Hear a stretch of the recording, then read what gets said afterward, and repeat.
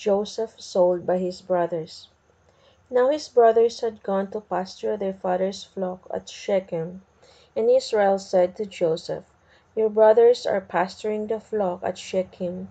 Come, I will send you to them." Joseph replied, "Here I am." Then his father said, "Go and see if all is well with your brothers and with the flock. Then come back and tell me." Jacob sent him from the valley of Hebron, and Joseph arrived at Shechem. A man met him as he was wandering through the countryside, and said to him, "What are you looking for?" He replied, "I am looking for my brothers. Please tell me where they are pasturing the flock." The man said, "They have gone from here, for I heard them say, 'Let us go to Dothan.'" So Joseph went off after his brothers and found them at Dothan. They saw him at a distance, and before he reached them, they plotted to kill him. They said to one another, "Here comes the dreamer. Now is the time. Let us kill him and throw him into a well. We shall say a wild animal devoured him. Then we shall see what comes of his dreams." But Reuben heard this and tried to save him from their hands, saying, "Shed no blood.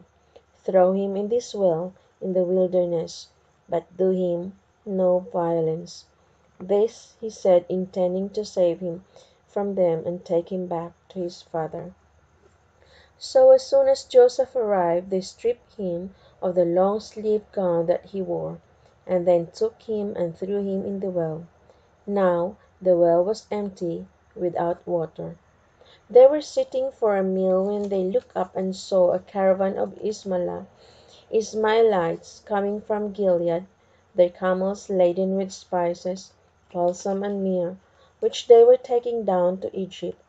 Judah then said to his brothers, "What do we gain by killing our brother and hiding his blood?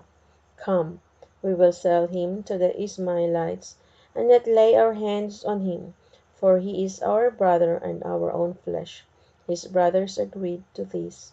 So when the Midianite merchants came along, they pulled Joseph up and lifted him out of the well. For 20 shekels of silver they sold Joseph to the Ishmaelites, who took him with them to Egypt. When Reuben went back to the well, Joseph was no longer there. He tore his clothes and returned to his brothers and said, "The boy has disappeared, and what am I to do?" They, they then took Joseph's gown, killed the goat, and dipped the gown in its blood. They sent the long-sleeved gown to their father with the message, "This we have found. See if it is your son's gown or not." He recognized it and said, "It is my son's gown.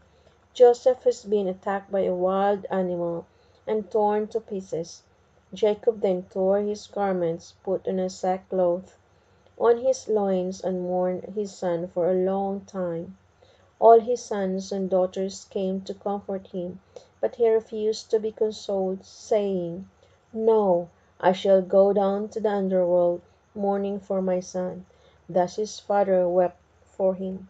Meanwhile the Midianites sold Joseph in Egypt to Potiphar, an officer of